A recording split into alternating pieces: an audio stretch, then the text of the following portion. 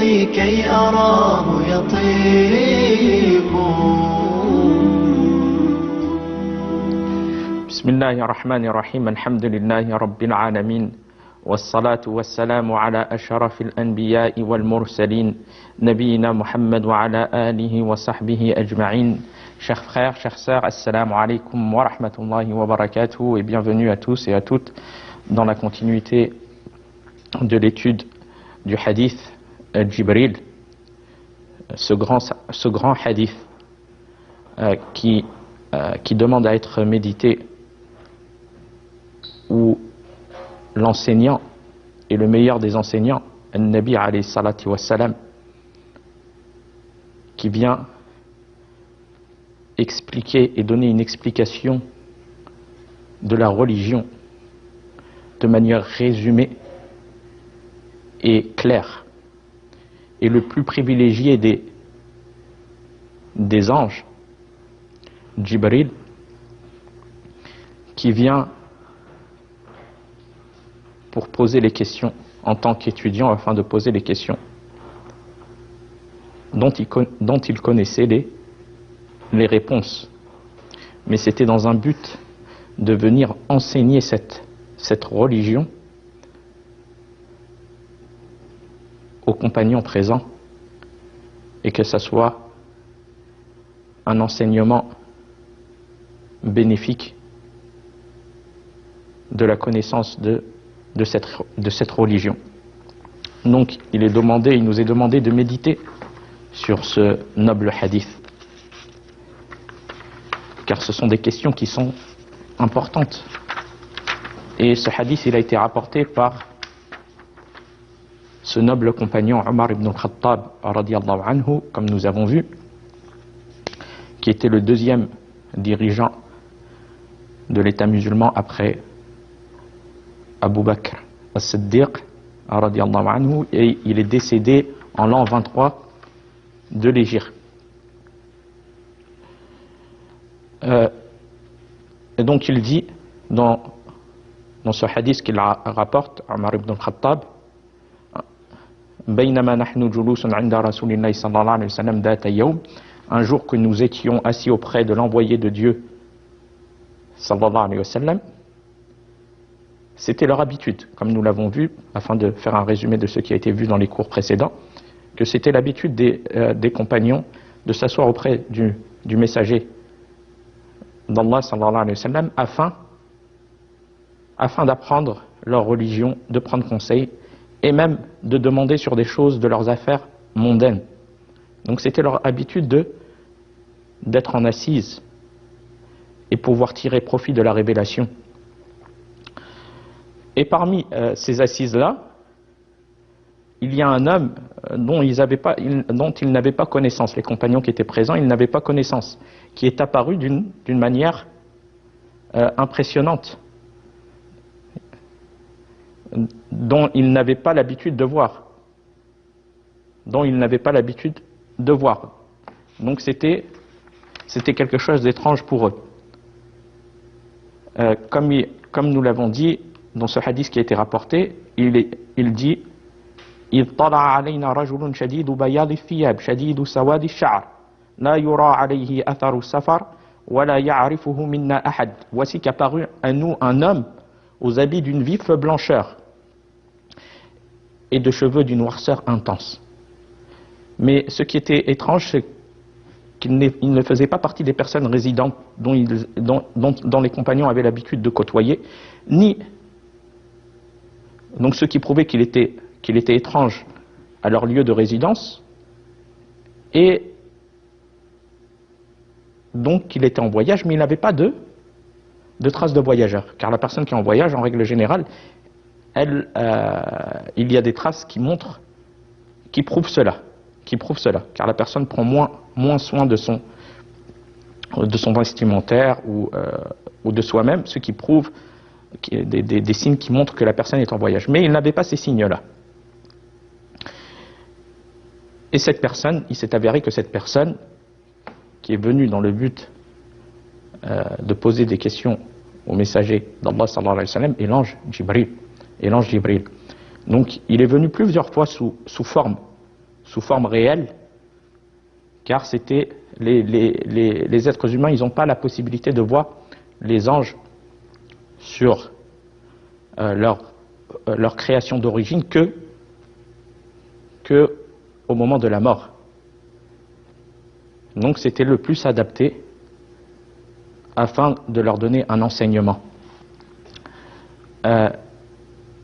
Donc ce qui prouve aussi que les personnes ne peuvent pas voir les anges sur leur création d'origine, mais ils verront les anges sur leur création d'origine lorsque leur vienne la mort, comme nous avons cité par exemple pour les croyants, quand les anges de la miséricorde accompagnés de l'ange de la mort viennent pour récupérer l'âme du croyant. Allah, qu'est-ce qu'il dit? Innal ladhina qalu rabbuna Allah thumma istaqamu tatanazzalu alayhim al-malaikatu alla takhafu wa la tahzanu wa abshiru bil jannati allati kuntum tu'adun. Ceux qui disent notre Seigneur est Allah et qui se tiennent dans le droit chemin, dans ce bas monde, les anges descendent sur eux. Donc les anges de la miséricorde accompagnés de l'ange de la mort, n'ayez pas peur, en leur disant n'ayez pas peur, car ils passent vers un monde nouveau, et ne soyez pas affligés aussi, attristés de ce que vous laissez comme famille et autres et bien de ce bas monde, donc ils viennent pour les apaiser, mais ayez la bonne nouvelle du paradis. On leur annonce la bonne nouvelle, subhanallah, à ce moment qui est difficile, l'agonie, l'âme qui sort. On leur annonce la bonne nouvelle du paradis qui vous était promis. Les promesses d'Allah est véridique et a lieu. Donc, c'est à ces seuls moments où les êtres humains voient les anges sur leur création d'origine. Donc c'est pour ça que l'ange Jibril est venu sous forme humaine, ce qui était le plus adapté des compagnons qui étaient en compagnie du messager d'Allah sallallahu alayhi wa sallam. Et nous avons vu aussi que le prophète alayhi salatu wa sallam, il a vu l'ange Jibril sous sa réelle création d'origine 2 fois. Une première fois à Batha, qui est un endroit situé à la Mecque.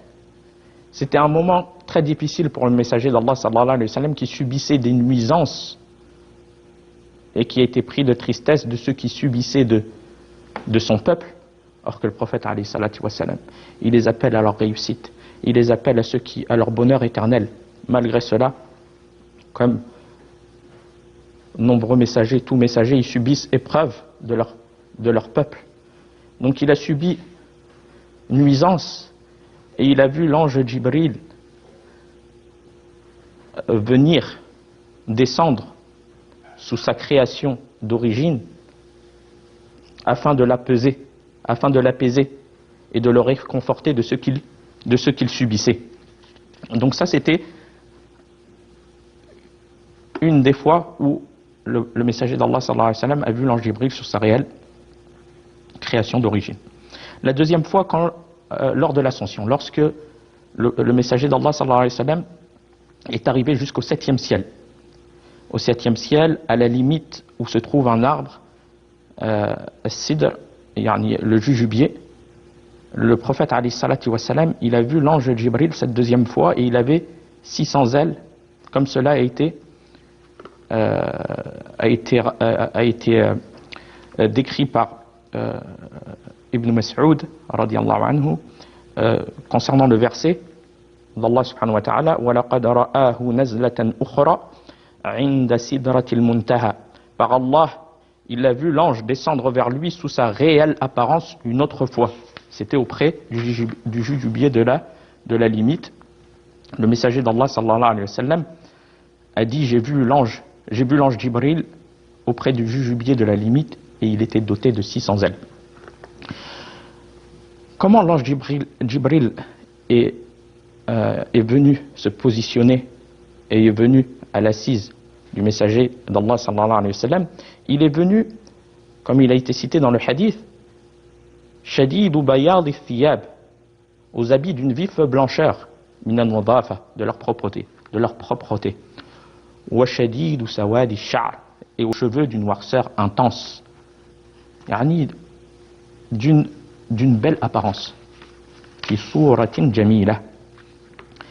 Et cela en tire profit que la personne qui vient dans les assises de science ou à la mosquée, il lui est demandé de venir de la plus belle apparence qu'il puisse. Il s'est positionné, فَأَسْنَدَ رُكْبَتَيْهِ إِلَى رُكْبَتَيْهِ. Il plaça ses genoux, Jibril, contre celle du messager d'Allah sallallahu alayhi wa sallam, comme au tashahhud, en position assise. Ses genoux contre celle du messager d'Allah sallallahu alayhi wa sallam. وَوَضَعَ كَفَّيْهِ عَلَى فَخِذَيْهِ.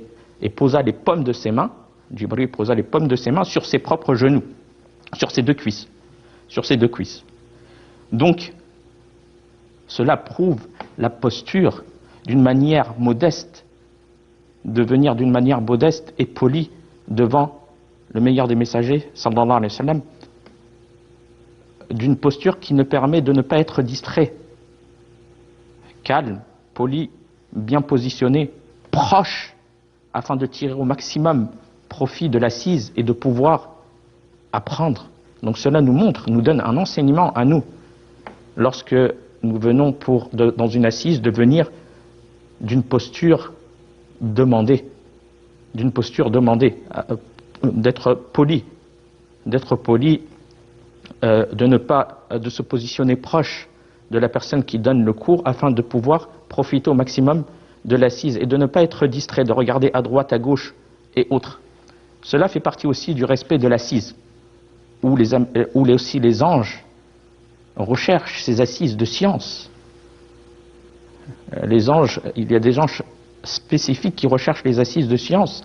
Donc c'est un endroit où il y a la présence des anges, la présence du bien, où on prend un profit, on est dans l'adoration d'Allah subhanahu wa ta'ala, donc il est demandé de venir de la meilleure des manières et d'être poli aussi et respectueux avec celui qui donne des enseignements.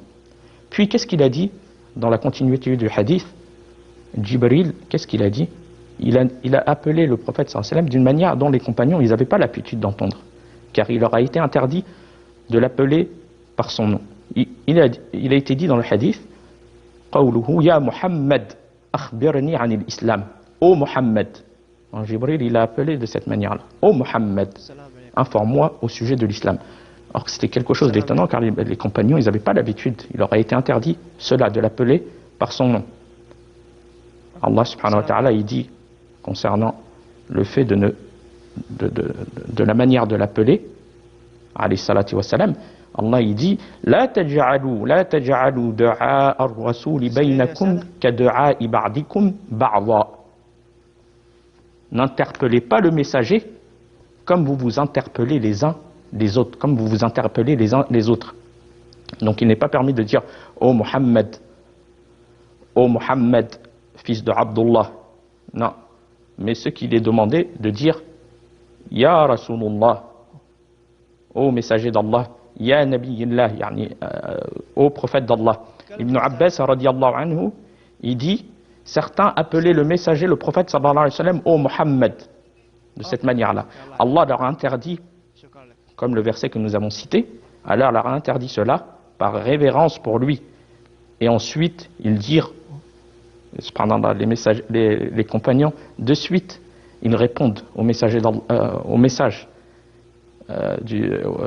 ils appliquent le Coran et la sunna du prophète sallallahu alayhi wa sallam. Qu'est-ce qu'ils dirent de suite? Ensuite, ils dirent au prophète d'Allah, au messager d'Allah, par respect pour le prophète alayhi salatu wa sallam. Puis, il demanda la première question, Jibril.